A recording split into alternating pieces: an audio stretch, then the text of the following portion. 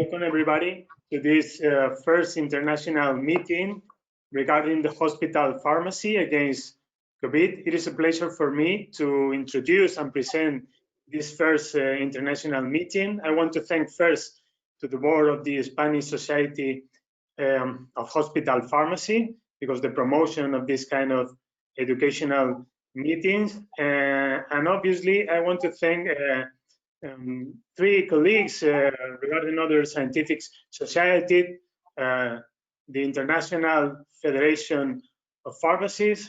We have here Dominique Jordan, the American Society of Health System Pharmacists. We have here Douglas Scheckelhoff, and obviously we have here the financial director of the European Association of Hospital Pharmacists, András Süle. In the end, we'll have our colleague, the vice president of the Spanish Society of Health or Hospital Pharmacy, Jordi, Nicolás, you know him. And of course, we will talk about and learn with them about all the experiences of the hospital pharmacists against this pandemic, because in Spain, we're still suffering the crisis as the rest of the world, with almost 250,000 people infected, but in Europe, more than 2.5 million people infected, and over the world, more than 10 million people infected. We have here to talk, to learn, to debate, of course, and in the end, we'll have a discussion with Dr. Ana Lozano and Dr. Miguel Ángel Calleja, Vice President and past immediate President of the Spanish Society of Hospital Pharmacy. Every speaker have 10 minutes for their presentations, and we will have the debate more or less 15 to 20 minutes, and in the end, 5 minutes of conclusions with Jordi Nicolás. So let's begin, and first of all, we'll have Dr. András Süle. Please, go ahead.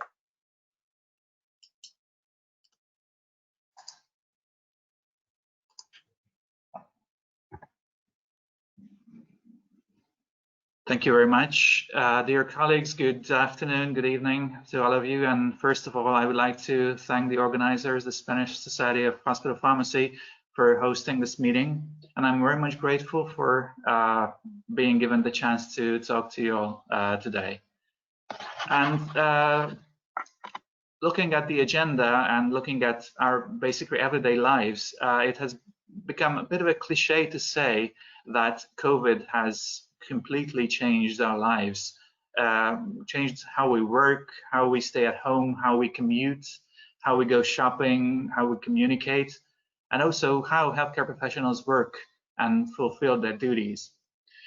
And to be honest, the major challenges that hospital pharmacists had to face, I would group them into three main categories. The first being information, or to be more precise, the lack thereof. Ever since the beginning of this pandemic, we as hospital pharmacists, and I'm sure all healthcare professionals, have been facing a very difficult dilemma of, on one hand, facing a moral imperative to cure, to treat our patients and offer them a very definitive answer to their illness. But then on the other hand, we have to live up to our oath, and we have to honor our oath of doing no harm and follow the principles of evidence-based medicine. And this dilemma has been especially tough because of the abundance of emerging new data of so-called promising therapies, with most of the time, or part of the time actually, very limited scientific background. And interestingly, some and most of this of these new promising therapies were kind of repurposed medications of other licensed indications. And while the moral imperative to cure was there, we have also witnessed that this push has kind of translated into another type of pressure, both from society, from the media, from social media, and of course politics and politicians themselves. And This made it especially difficult and tough to deal with a situation where we have had a difficult time coming up with a consensus on prevention. Do we need masks? If we do, what type of masks do we need? Who should wear them? When to wear them? Can we reuse them or disinfect them or wash them even? We had a similarly tough time coming up with a consensus on treatment. Shall we only offer supportive therapy to our patients, or do we have any definitive answer, or shall we experiment with promising therapies? And of course, we also had a very tough time coming up with a consensus on testing. Who should we test? What types of tests we should trust or we could trust? And do we have enough facilities to test that vast amount of people? And those factors came down and boiled down to the question of readiness. And what we saw in Europe is that most of the governments were really concerned of their countries and their health systems' readiness to tackle the burden of the disease. And being where we are and more or less facing a situation of a partial decline in the emergence of new cases, we can see that we have experienced a very vast variance in the number of new cases and cases in general throughout Europe. And while we also saw a difference in the number of cases in countries, we have also seen very different approaches certain countries have taken, and the data is only becoming ripe enough to analyze them and to come up with a conclusion on which approach was more productive or more efficient than the other. And if we are talking about readiness, we of course cannot avoid the question of the healthcare system's preparedness or readiness to tackle the disease. And that is mostly a capacity issue that we were facing. And what was the most dangerous, I would say, and most difficult to deal with is the shortages of medications. Not even very unique medications, but more like antimicrobials or even drugs for anesthesia. But we also had to face a shortage of personal protective equipment and, of course, human resources. And that, again, presented a different type of variance throughout the European countries, because we saw that actually being in the front line meant that healthcare professionals and healthcare workers were also subject to being infected by the coronavirus. And that, of course, has, again, posed a very different set of issues for the healthcare systems. All in all, we could say that our normal approach proved to be useless, mostly during these times. Hospital pharmacists, nevertheless, had to live up to their tasks, and we had to integrate ourselves into a very multi-professional approach to deal with the COVID situation. And in that setting, our task was to kind of set out as clearly as possible a new criteria for medicines use in the COVID era. And that meant our roles in the drugs and therapeutic committees and also our clinical pharmacists on the wards.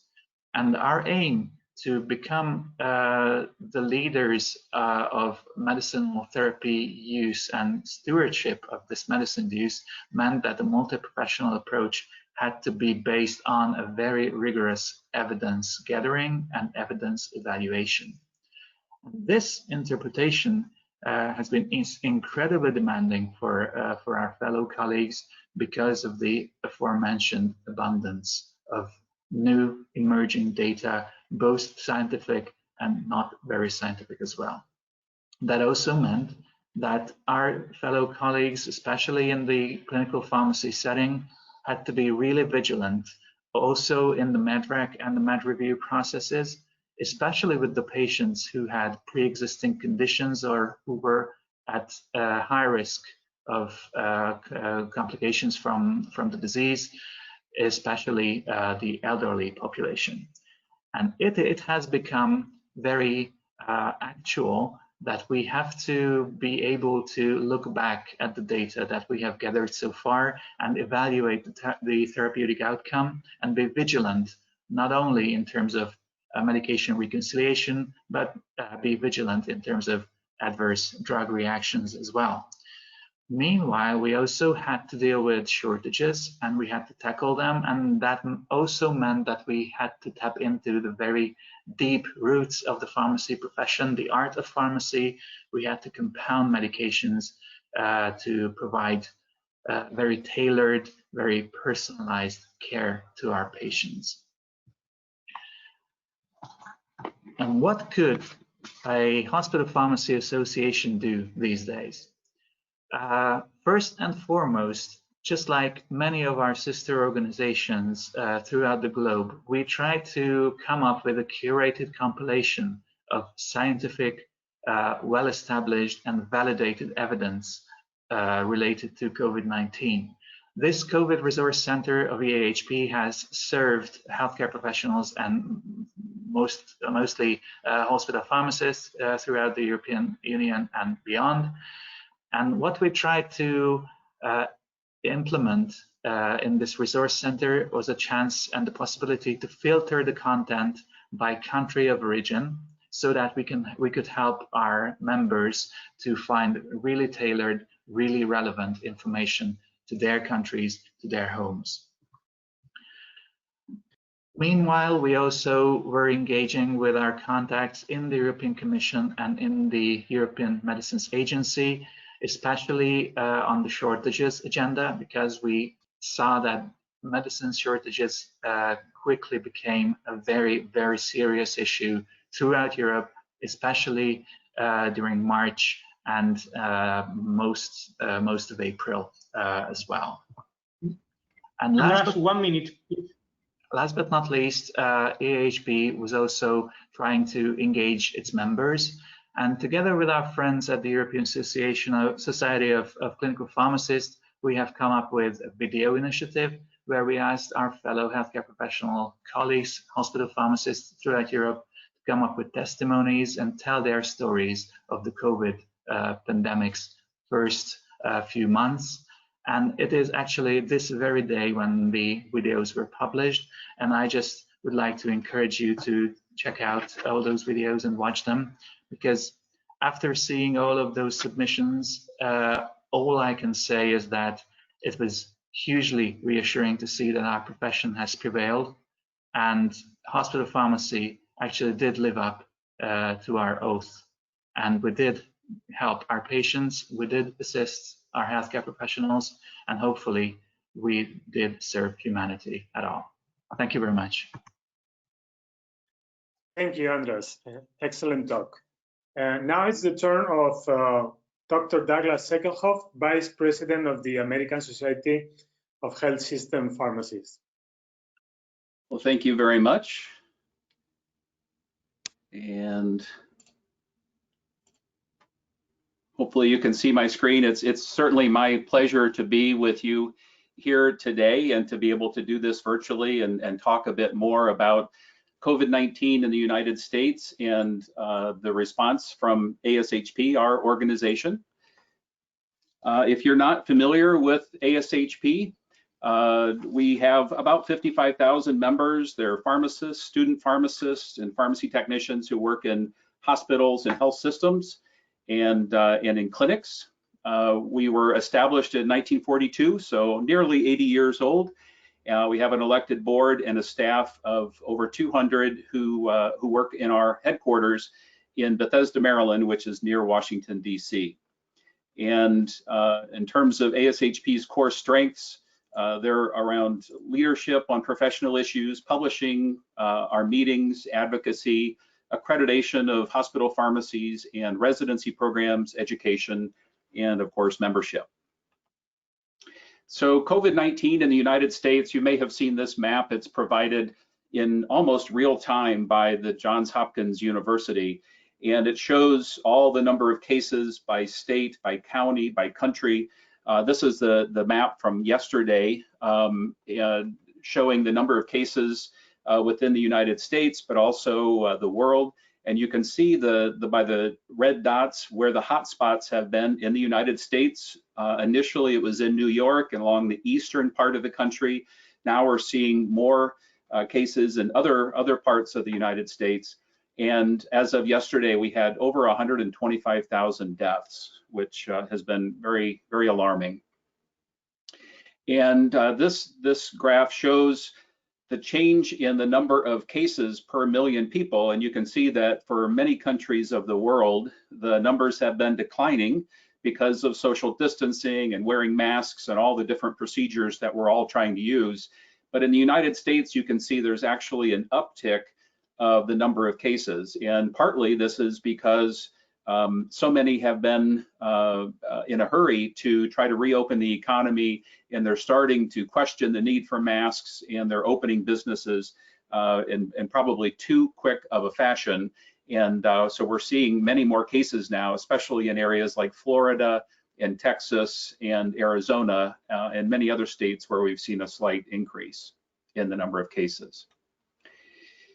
So the impact on our members and what has happened with these patients as they've come to the hospital and required care. I'll mention a few of these, and I know that probably all of these are common to those of you who are listening to this webinar. These are not unique to us, but I'll describe what the experience has been in the United States. Drug shortages and supply chain issues have really been probably the most significant issue. We noticed very quickly, especially in New York City, where they had thousands of patients who required ICU care, that all the medications required for ventilated patients very quickly became in short supply. So neuromuscular blockers and other sedatives. Hydroxychloroquine was, as soon as it was thought to be a useful agent, became in shortage. Personal protective equipment was very hard to come by in the early weeks and months. Remdesivir is an antiviral that was being used by a number of hospitals as an investigational drug. And once it was recognized as helping patients improve, it became a drug that was in high demand. And then really any drug that shows promise in COVID-19, as soon as there's a study is announced or the findings are announced, the drug becomes in shortage. And dexamethasone is just the most recent one, just in the last week or two, where the drug the results of a study were shown, and immediately the drug was in shortage. The volume and capacity issue, intensive care units were at capacity. Many temporary ICUs were established, temporary surge hospitals. Again, I know that this has been common in many parts of the world. There were new treatments and testing that people didn't have a lot of familiarity with, and so these were new to many. There were a lot of new methods of delivering care and a lot of resourcefulness and creativity. So things like telehealth are becoming much more common. We found many hospitals that instituted remote order review and approval, having their pharmacists stay at home and work from home to do a lot of their work. And even things like taking medication histories or doing medication reconciliation was being done by phone, sometimes outside the patient's room in the hallway, just to avoid going into the patient's room. We also saw that with all of these additional patients in the intensive care unit, many times they didn't have staff. Hospitals didn't have enough pharmacists who were really trained in managing those patients. And some hospitals had a 400 and 500 increase in the number of ICU patients, just outstripping the number of staff that they had. Now, in contrast to all of these items related to capacity and the number of patients, the majority of the United States actually, for many weeks, did not have that many COVID-19 patients. And so hospitals canceled surgery, their patient volumes went way down, their revenues went down, and so they were really just waiting for what they thought might be a surge of patients, but their activity was very slow compared to the epicenter busy areas. But now we're seeing some of those areas that were slow for many weeks are also becoming they're getting their own surge now. So I wanted to talk just a bit about ASHP's response. We saw that our associations have the opportunity to help. And so we created a resource center on our website, and you can see it here.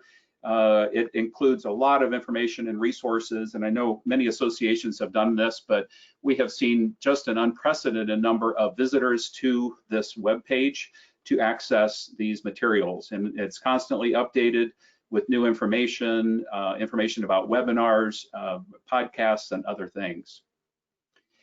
We did release a number of evidence-based resources and tools, so a pandemic assessment tool for pharmacies to use to go through as a checklist and determine their readiness, how to minimize exposure at home and in outpatient pharmacy settings, taking care of yourself. We've done a number of well-being and resilience programs to help people manage the stress that has come with all of this activity related to the pandemic, both stress at home and stress at work.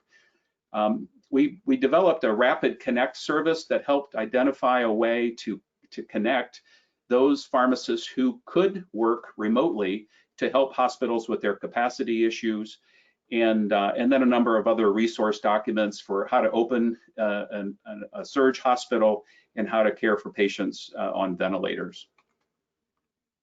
We had a critical care pharmacy specialty review course, and we knew that there would be a need for pharmacists having training in critical care, and so we made this review course free to anyone who wished to sign up and download the course. And we found just an amazing response. Over 57,000 people signed up for that course to gain that additional knowledge. We have a competency assessment center that had modules on emergency preparedness and infection prevention. We had 500 who signed up to download that course. On the clinical side, we had, as was mentioned earlier, such a need for evidence-based care. We developed an evidence table for all COVID-19 treatments, and the table is updated each week with new information about each of the treatments, and then the references that are the published references that support the use. And that document alone has been downloaded more than 20,000 times. Our handbook of injectable drugs and our drug information product has been made available for those who need it, and each of those have been downloaded more than 17,000 times. And then a stewardship document on off-label treatments for COVID-19, that too was downloaded over 6,000 times. We found that there was a big opportunity for our association to provide advocacy on our members' behalf. So really focusing in on drug shortage provisions and some of the relief laws that were passed by Congress, relief around sterile compounding, increasing the quotas of controlled substances that could be produced was also a good way to help address the shortage. We worked to include pharmacists in payment for their services. We worked with our state affiliates and developed a number of readiness recommendations. We also found that podcasts and webinars were very popular, and we do typically 1 or 2 podcasts every day, which just in the first 2 months had over 23,000 downloads, with information, and webinars too have been very popular in terms of a way to make information available. We have a Connect community that allows people to pose questions and get information. We've also done a number of surveys so that we can understand where the issues are with drug shortages and make that available to policymakers. And in conclusion, we found that pharmacists very much were playing an important role and needed assistance. Part of it was information, some of it was advocacy, training and education, and resources and best practices. We also found, as we're hearing today, that professional associations played an important role in this, and we're very well positioned to provide these resources. And finally, really just trying to figure out what's next. So what will the new normal look like after this initial wave of COVID-19? We'll have vaccines, perhaps treatments that that will improve the situation, but what will be coming next. So with that, I am finished, and thank you again. I look forward to the question and answer period. Thank you very much, Douglas. An amazing presentation. And now is the turn of Dominique Jordan, the president of the International Pharmaceutical Federation.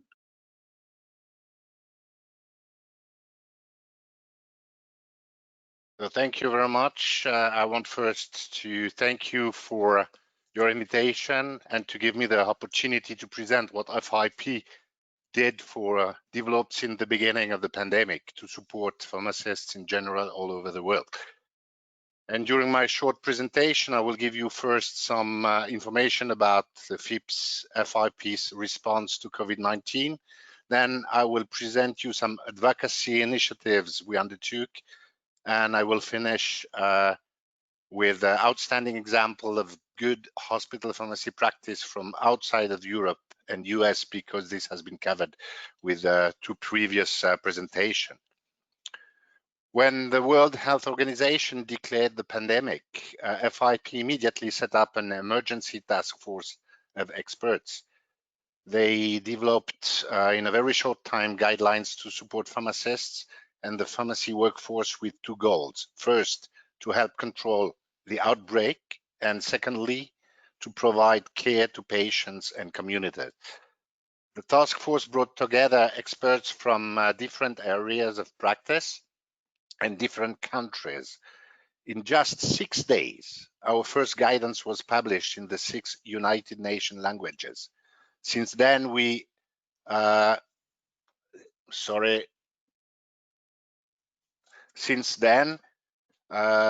we updated the 3 times the guidelines, and very important to mention, it's what makes FIP unique is that we have science education and practice under one roof and made it possible to include in the task force representative from all practice settings, including hospital pharmacy. At this time, the guidance is available in 15 languages, thanks to the help of our member organizations, and the guidance includes documents about clinical information and treatment guidelines for COVID-19. To facilitate the consultation of the documents, we also developed a dedicated web page like a resource center. I can only encourage you to have a look on this web page. All the information are science-based or evidence-based, what is very important at this time where a lot of fake news are circulating within the population via newspapers, TV, or social media. The program of digital events is still ongoing and includes a comprehensive plan of 2 or 3 events per week, including webinars, panel discussions, interviews, and other formats. These events present best practice from around the world, advancements in treatment and vaccine development, effective risk communication strategies, interventions to improve patient safety, and many other topics. On June 24, during a webinar with the title COVID-19 for Hospital Pharmacists and Health Systems, the Medication Use Process, we presented examples of how hospitals and health systems are altering their practice model to accommodate in an influx of critically ill patients. Expert Advisory Group is focusing now on testing. We are currently working to develop a set of criteria for COVID-19 diagnostic tools by which we can judge the efficacy, reliability, and efficiency of tests on the market. Using our advisory group's clinical trials and evaluation expertise, we will build on existing evidence that is applicable beyond Europe and the UK. We will then assess available diagnostic tests against these criteria and make recommendations that the pharmacy profession can use in their practice. During the pandemic, I was shocked as president of FIP to see how the governments in most of the countries simply ignored the work done by the pharmacists. All over the world, we mentioned doctors, nurses, and so on, but no words about pharmacists as health professionals. It is the reason why we decided to advocate to governments and international organizations, including WHO, for the role, the safety, and the appropriate recognition of pharmacists. We also issued a call to action, including 23 urgent measures that governments and other stakeholders must put in place. You have on this slide some of the 23 urgent measures that we developed to support pharmacists. We also issued a statement of principle on the impact of the pandemic on health equity and vulnerable patients and population. What is very important if you consider some countries in South America and Africa, or just for the most needy in rich countries. COVID-19 has changed the way in which hospitals and health systems are operating. We heard that before also, due to an influx of critically ill patients, postponing non-emergent medical care and continuing to serve the medical needs of the population. Hospital pharmacists have raised to the challenge through the compounding of medicines, medication therapy management, and drug supply chain management, among other services. You know better than everybody what was the most difficult issues and challenges for the hospital pharmacist, and all over the world we are facing the same challenges. Example from China, as my colleagues from AHAP and ASHP have already provided updates on the roles played by hospital pharmacists in Europe and in the USA. We will hear afterwards from Spain. I would just like to share with you two examples of outstanding practice from China. China was the first country to be faced with this disease, and our Chinese colleagues were pioneers in developing guidelines and clinical experience during the first weeks of the outbreak. And what was truly remarkable is that not only they produced these guidelines for Chinese pharmacists, but they also immediately translated everything to English and shared it with the international community. These guidelines and experience have been incredibly valuable for the rest of the world. As I do not have much time to bring examples from many countries, I would just like to highlight the experience and outcomes from China.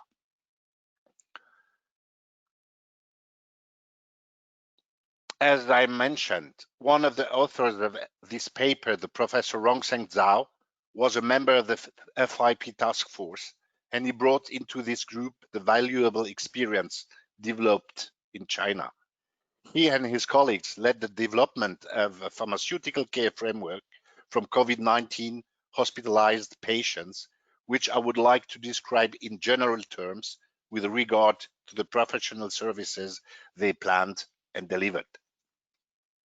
Some of the key services included in this framework include the participation in clinical decision-making regarding the use of medicines, which was fundamental, considering that there was no previous experience with this virus. The knowledge of Chinese pharmacists contributed to repurposing existing medicines for off-label use, often with positive outcomes.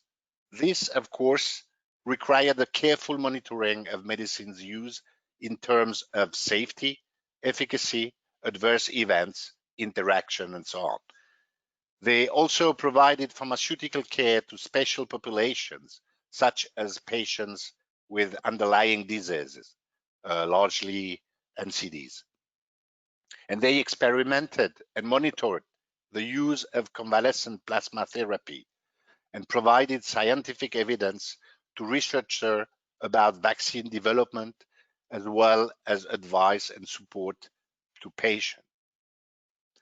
Another paper published in RSAP, Research in Social and Administrative Pharmacy Journal, described the particular experience of the pharmacist of a large hospital in Jilin province attending to 1.84 million patients per year. They defined 4 main axes for hospitalized patients during the pandemic. Personnel, the human resource because of the afflux of the patients were a key issue. Drug supply management, we heard about shortages and supply chain problems, off-label drug use management, and the pharmaceutical care. They mentioned as an outcomes there were no nosocomial infections or medication errors. And COVID-19 patients admitted to this hospital had no serious and adverse reaction. As a conclusion, I will say that this pandemic highlights the important contribution of all pharmacists, and in particular of community and hospital pharmacists, in ensuring the supply of medicines and medical devices as well as their optimal use.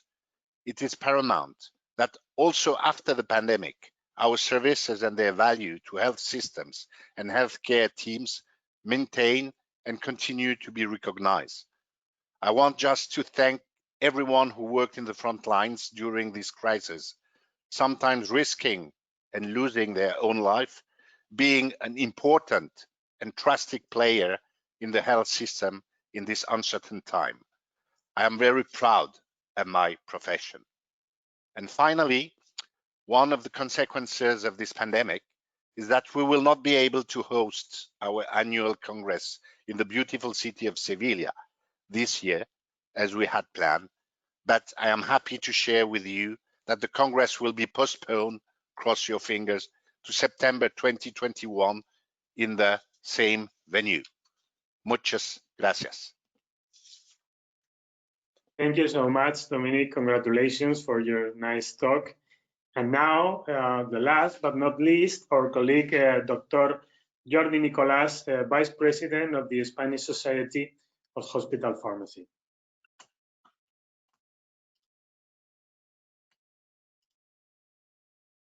Fingers are closed, Dominique. So, dear colleagues, good afternoon.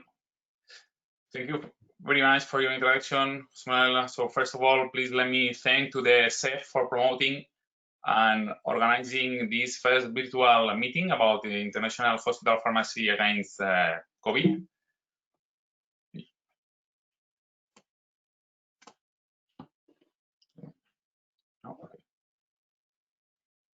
Okay. So I would like to reiterate my acknowledgement to the ASP, EAHP, and the FIP for attending as well to Miguel Ángel Calleja and Ana Lozano, former SEFH President and Vice President, for the relationships they established.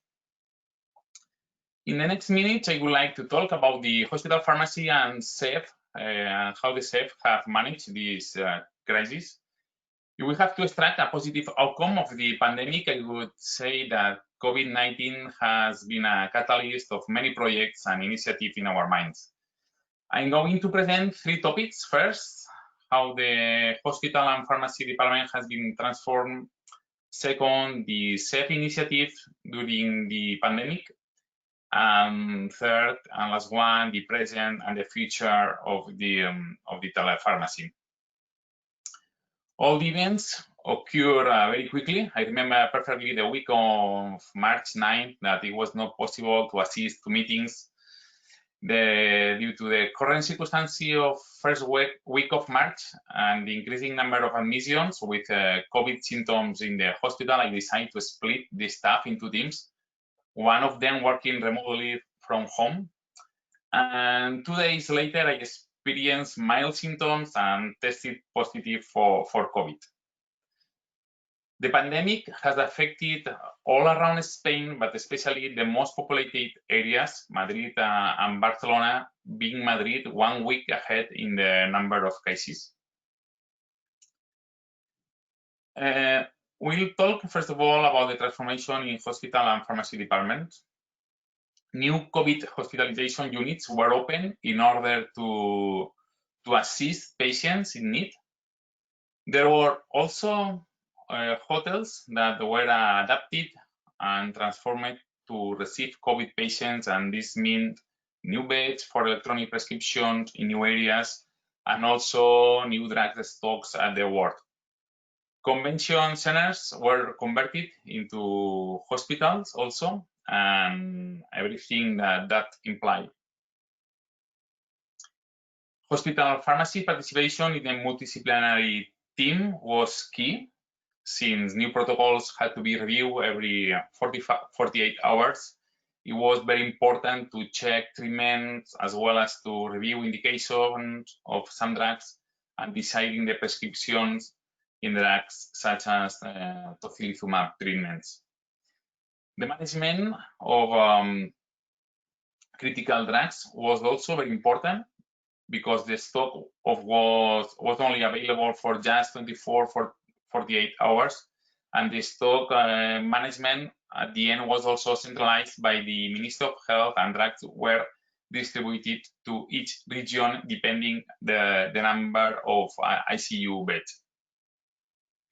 The compounding area was a crucial area in preparing hydroalcoholic solution, unit dose of oral solution drugs, for example, opinavir, ritonavir, as well as preparing some IV drugs, for example, propofol. Let's talk now about the main SEFH initiative during the pandemic. Due to the high amount of information, we decided to be necessary the creation of a microsite on the SEFH website with important information about COVID, such as information about drugs, information of the Ministry of Health, compounding, clinical trials, and critical patient management. And thinking about the needs of other countries where the pandemic was about to arrive, hospital pharmacy procedures were also published and translated into English.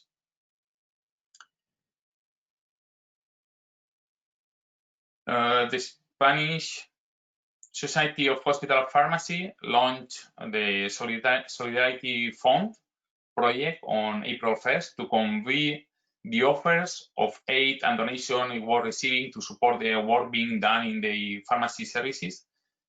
With this Solidarity Fund, we delivered to more than 23,000 patients. We also delivered 27,000 bottles for hydroalcoholic solution, more than 6,000 liters of hydroalcoholic solution, and more than 12,000 face masks, freezers, medication cards, plexiglass panels as barriers.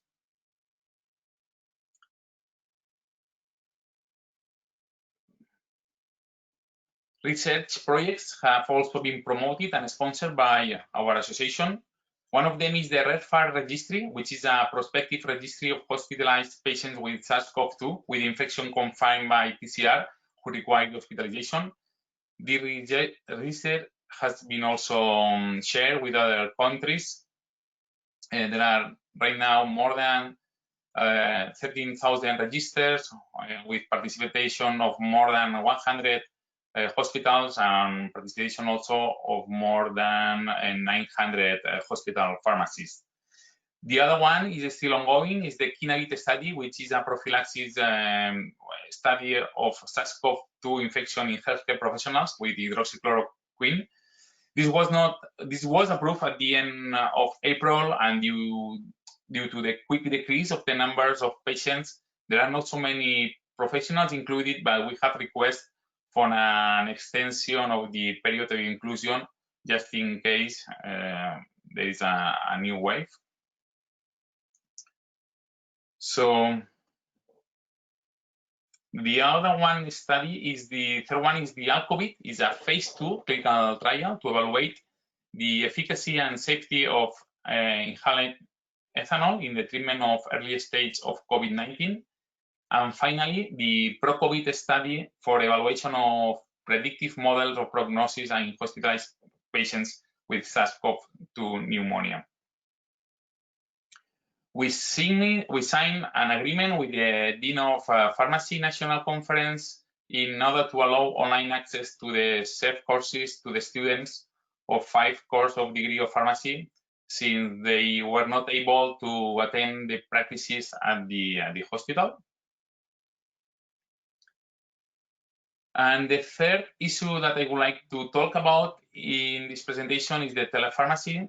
As I mentioned, there were some initiatives that many of us were already thinking about, and due to the pandemic, this was accelerated. Before continuing with the telepharmacy, I would like to point out some aspects about the outpatient hospital pharmacy setting in Spain.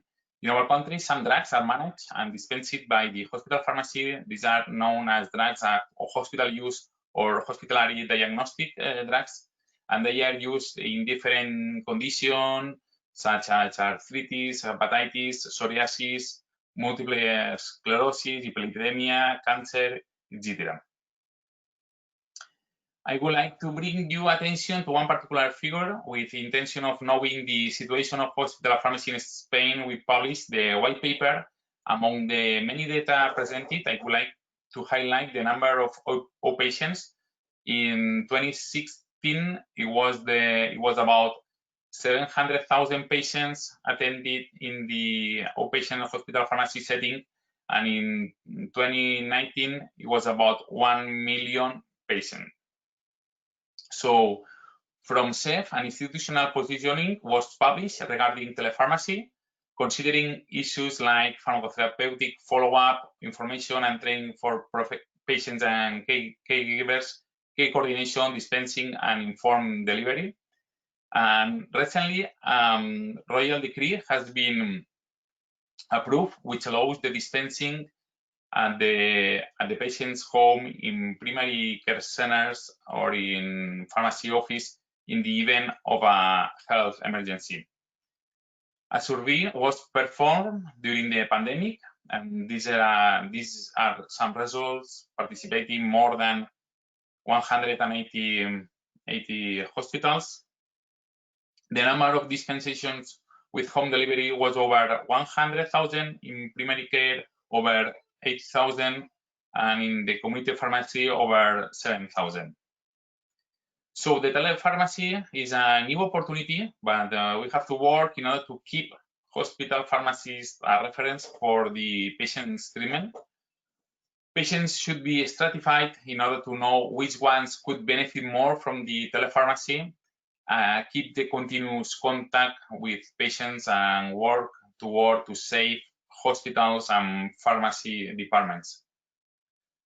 I would not like to end without reminding you that the next National Congress of our society will take place virtually in October, and that all of you are able to follow it. And you can get more information through the SEFH website or in the social media. More than 1,500 abstracts have been submitted, 49 clinical cases report, more than 13 projects. So thank you so much for your attention, and I'll be happy to answer any questions you may have. Thanks so much. Thank you very much, Jordi. Nice presentation. And now it's time for debate and discussion. We have two excellent moderators, Dr. Miguel Ángel Calleja and Dr. Ana Lozano. Thank you very much, José Manuel. Thanks to all the speakers. Thanks for your presentation, and thanks for having only your 10 minutes. I think it's difficult to do when you have so many activities to engage our profession. We can receive the question now through the website, and I think that the first question will be done by Dr. Lozano. Please, when you want. Thank you, Miguel Ángel. Thank you all of the speakers, because there have been an amazing presentations. And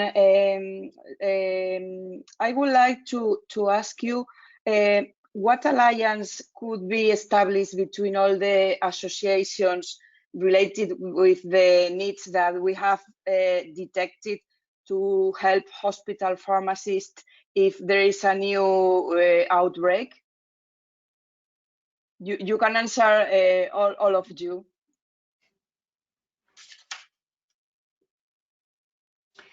Well, I'll start. I think that there has been so much new information that's been developed by each of our organizations, and I think looking for opportunities to share that information and to make it available to our members will only help as we look forward to what could be, future outbreaks or additional infections that come. Hopefully that won't be the case. Hopefully a vaccine will become available that will be helpful in creating immunity to this, so that it's not a problem. But I think really it's looking for opportunities to share information and to work collaboratively that way. Yeah, I agree with you, Douglas, because the key issue for the future will be collaboration between all the setting within the pharmacy, but also outside of the pharmacy, and especially when you have a new disease with a new virus, you have so many things to share. And this was also the discussion on the level of the government about the knowledge or about developing vaccine and so on. If you don't know the virus, how can you develop the vaccine? And the sharing all the scientific issues about the new disease is key, and afterwards the experience we had in the first wave of this pandemic, I think, is also very important, especially for the countries who have not the same possibility than we have in Europe and or in US, and they will learn a lot about what we did, what we put in place, about the protocols, the guidelines, and the communication we had. And I think this solidarity we should have if we want to have success against this disease. Well, couldn't agree more. Right now, we are facing a situation where we are lacking data from clinical trials. But if we are looking at the sheer number of clinical trials currently running, we will soon end up in a situation, hopefully, when we will kind of suffer from the excruciating amount of clinical trial data that should be not only gathered but interpreted in a way that that we can really help our colleagues. And that is, of course, and I could not agree more, the matter of collaboration between our associations, because joint forces could really speed up this process.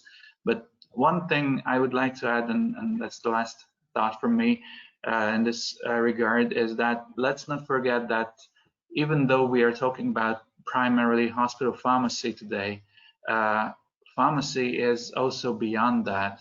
And also, if we are looking at the transfer of care situations, even to long-term care facilities, or even the primary healthcare levels, let's not forget to include our community pharmacy colleagues and other pharmacists in other health systems in this equation, when we should also reach out towards them as well. Okay, thanks, Jordi. So I think the alliance between the different associations, this is a key issue, but I think that this is a good example. The webinar of this afternoon, I think is a very good example of this alliance. And we have shared also many information during this crisis with the different associations. We have shared many managed procedures and different protocols. So I think it's the key. But I think that we can do another step. I think the Hospital Pharmacists Alliance, to leadership clinical trials, I think it could be a very good idea. But as the different approaches, depending on the country, has been different, at least I think the Hospital Pharmacists we have to establish this alliance, no, in order to do the practice more homogeneous. Okay, thank you very much for your answers. Very interesting. It's a good moment for partnership between all of us. So let's do it. We have another question for you regarding to the new normal situation.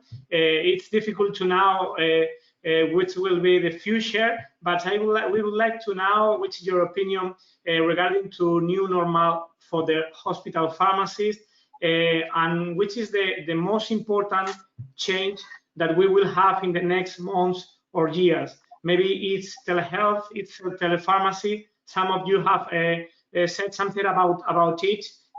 Please develop this aspect if you don't mind, please. We could use the same order. First, that, please. Sure. Well, I think certainly, again, a number of us talked about telehealth today and telepharmacy and how that's applied. And I think that what we're seeing already is that the results from that application are very beneficial, not only to, for the pharmacy to expand their reach, but also for patients. And we continually hear about how much patients really like having someone who can speak to them virtually through telehealth. And so it's such a positive thing, and patients enjoy it so much. It's hard to imagine that would not be part of the new normal, is that we would use things like telehealth and virtual applications in many different ways. I think that there will be a new preparedness, a new readiness going forward. I think that many of us have had strategic plans or pandemic preparedness plans in the back of our minds, or we've had tools and resources, but generally people didn't take them all that seriously. I think governments too didn't always take them very seriously. I think that will change very much going forward. I think a lot of the remote work again will probably be part of the new normal. I know many parts of the world, a lot of people are working from their home environment, and again, a lot of people like doing that. So I think that there's a good chance that in many cases that'll continue to be part of that new normal. And I'm sure there's many other aspects of practice and the use of technology that we'll have going forward. Yeah, sure. We saw also not only the young generation want to use this new technology, but the home office, and I discussed with a lot of entrepreneurs, and they said, "Oh, I will do that in the future too. I don't need to have 500 square meters as an office. I can divide this and have more home office for my employees." And this kind of issue and the population embracing new technologies will be, I think, the most important outcomes from this COVID. The other thing we don't have to forget will be the big economic issue we will have during the next, and I am positive, 2 to 3 years. Look at the hospital having no normal operation anymore during the 3 months, and a lot of revenue is missing. And now when we are speaking about what we need for the future, if a second wave is coming, will be worse. And it's a reason why I think all the community, all the people have to be also aware that only 2 things are important. The first one are the distance, or the physical distance between the people. I am used to say the virus is not walking, only the people are moving, and we are the source of contamination. And the second thing is not to get used and think that the crisis is finished. We are in the crisis. We saw the numbers of infection in the US. For me, as a international president used to travel to all the country. Since March, I am at home. I am working in my pharmacy, and I am using all the technology to make possible to take decision for the federation. And this will come as the most important outcomes of the COVID-19 pandemic, people using the technology. Thanks. András? Well, the new normal is certainly approaching, or it's basically probably already arrived, but I would like to emphasize two things that we shall keep from the old normal. And one of them is the human touch that we shall not lose. And I'm sure all of us have participated in countless virtual meetings, but it's still not the same. Yeah, it can certainly substitute certain communications and remote decision making, just like Dominique just mentioned. But still, the human touch it cannot be substituted, and it's especially true for healthcare, where our physical presence and our real emotions and real empathy is of value to the patient and the patient's outcomes as well. And the other thing we shall not lose along the way through this transition is the common sense. And we are seeing that basically the world has become the home of 7 to 8 billion virologists, and social media is full of good and less good advice. For that, we need common sense and a sense of direction to just sift through that information. And perhaps as healthcare professionals, it is also in our scope of activities to show kind of a compass to our patients and to our fellow humans around us to just help evaluate that enormous mass of data. Okay, thanks, András. Jordi? So I think the telehealth was in our minds since some years ago. We have to use it more than we like in this pandemic. But I think that we have to take advantage of this new technology in order to get also more information about the patients and in order to get closer in the patients.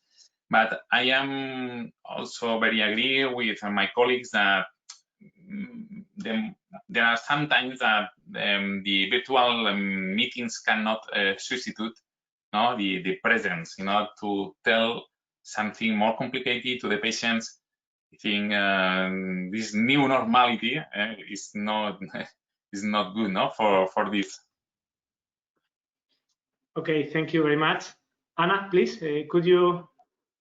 Yes, we have some questions. To all the attendees, you can send questions in English or in Spanish. We can translate it. We have some question from Sahab Al-Imara that he asked if in case a vaccine is developed, what do you think is the correct protocol of distribution of the vaccine? And which staff are more equipped to handle vaccinations, hospital pharmacists, physician nurses, or outpatient pharmacists? Who wants to answer? Dominique, for example? For me, it's clear. Once is mandatory safety of patient. If you have the right education, then you can share the responsibility of having the high rates of vaccination in the population. Only the pharmacist will not reach the 92%. Only the doctors, no chance. Nurses, it's a reason why we discussed before collaboration, and this is the issue for the future. But we need protocol, we need procedures in terms of guarantee of the safety of patient. And this is for me we are complementary. The people coming in my pharmacy, I am a community pharmacist. I was in my pharmacy all the week. It's not the same a patient who are going to the doctors. Have complementary people so that I can propose vaccination to them. If they want to go to the doctor, let them go to the doctor. If they want to be vaccinated by the hospital pharmacist or by the nurses, I think everybody can choose at the end. That's high quality and safety. Okay. Any other answer? I'll just comment that I am very concerned about how patients will be prioritized for the vaccine. And I think it'll be because we know that the vaccine cannot be produced in huge quantities overnight. So it'll be available initially, and patients will have to be prioritized, and everyone will think that they, should receive the vaccine. And of course, that won't be possible. So I am a bit concerned about, you hear about healthcare workers or the elderly or who gets the vaccine first. And I hope that gets determined soon, and that there's agreement on that, so that when the vaccine does arrive, hopefully by the end of the year, that patients can be prioritized, and that whoever is going to receive it, because otherwise I think it's going to be very, very difficult.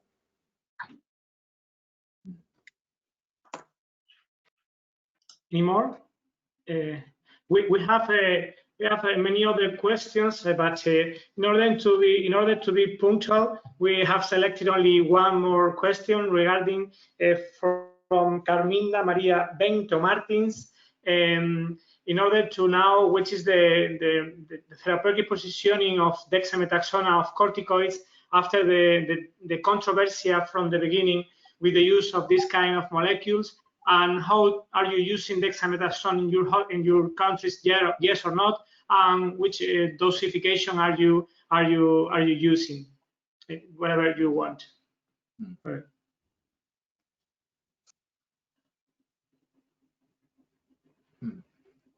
Well, it's been a really kind of a roller coaster with steroids, I think, but it's more or less the similar situation for many other promising therapeutic solutions. Right now, what we are seeing in most of the EU countries is a sense of being very cautious on what we implement on a broad scale. Of course, just like Douglas mentioned before, in case of vaccines, we really have to weigh the risks of certain outcomes. And we are seeing some data from the United Kingdom that for certain phases of the disease, and especially the complications, perhaps we are seeing a positive outcome from steroid application, especially dexamethasone. But we are still, I think, in a very cautious phase and not seeing a broad uptake in Europe in the general ICU approach for the COVID complications. Okay, thanks, András. Any other speaker? What we have suffered in this pandemic is a crisis of treatment with real efficacy. So we know that there are two clear phase of this disease. No, it is a virological phase. Another one is the inflammatory phase. So we have been looking for, all of us, for efficacy of the treatments. And first of all, it was said that not to use corticosteroids, and now it seems that they can be used and they can be efficacy in the inflammatory phase. So I think is the more used in the critical patients, or patients that do not improve. No, so we have biomarkers with high position or something like that. Okay, thank you very much. Dominique? If I can just add something, we have to be very careful in the communication, the broad communication. We are all, we have all a scientific background, and the population trusts the pharmacists in general. I think we have to be honest with the patient and just tell them to have evidence-based result. It takes time. And just having one potential molecule and telling to everybody this worked within 15 days, like it happens with a chloroquine, it will be a killer for pharmacists. It's the reason why I say I prefer to say I don't know, I need more evidence, let's see, it's a potential, than telling to the people this dexamethasone will be the best molecule for the future for hospitalized patient. Wait until we have the evidence, and then we can make official broad communication. And this is what we say to FIP: only evidence-based communication. Enough fake news on social media, TV, or even coming from very famous people. Okay, thank you very much. This is a very interesting and amazing debate. It has been very easy to do this with you. We have some other questions, but we think that in order to be punctual, I give the word to Jordi and Nicolás to say the conclusions. Thanks a lot. Thanks a lot, Miguel Ángel. So I think that we have said, or you have said many important things, but it's difficult to take only one of in consideration. So this is for, I take some notes here. So about the response of the coronavirus outbreak, there have been different approach depending on the country. How important is the hospital pharmacy? It has been said for all become leaders to evaluate therapeutic outcomes, to tackle shortages, to be vigilant in the possible complications. I think all the societies have worked very hard in order to be available the evidence-based resources. It's also important the impact on the members and the care delivery. I think all the pharmacists need assistance. I like pretty much this point of view of the ASHP with the to support all the pharmacists. I think it's very in line of the strategic line of resilience of the ASHP. I think this is very important also. And any more conclusion is that the pandemic is not over, and we need more evidence or all the treatments. But in order to send a positive message, I think we have a good alliance between all the associations, but we will work hard in order to improve it and to share all the evidence that we have. So I don't know if we would like to add any more comment. Douglas, Dominique, András? Maybe just 1 second. Thank you very much for organizing this webinar, for your moderation, and I want to thank every pharmacist being in the front lines, because once again, we have all together to work to let know to the government the added value of pharmacists, wherever they are working. And they are trusted by the people. We have a big role to play in the community, and we should reinforce the collaboration to reach this goal of being recognized. Yeah.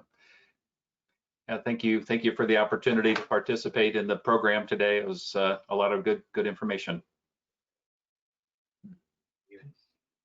Yeah, same here. Thank you for your kind invitation. Thank you for all the attendees who came and just watched us. And I really can relate to what Dominique just mentioned. Pharmacy is one, and there are no separations and no division lines. There should be none, at least. And yeah, we are there for our patients and we are there for the people as a whole. Thank you. Okay, so FIP, ASHP, and EAHP and colleagues, thank you so much for attending and good afternoon. Thank you. Thank you. Good afternoon. Bye. Bye-bye.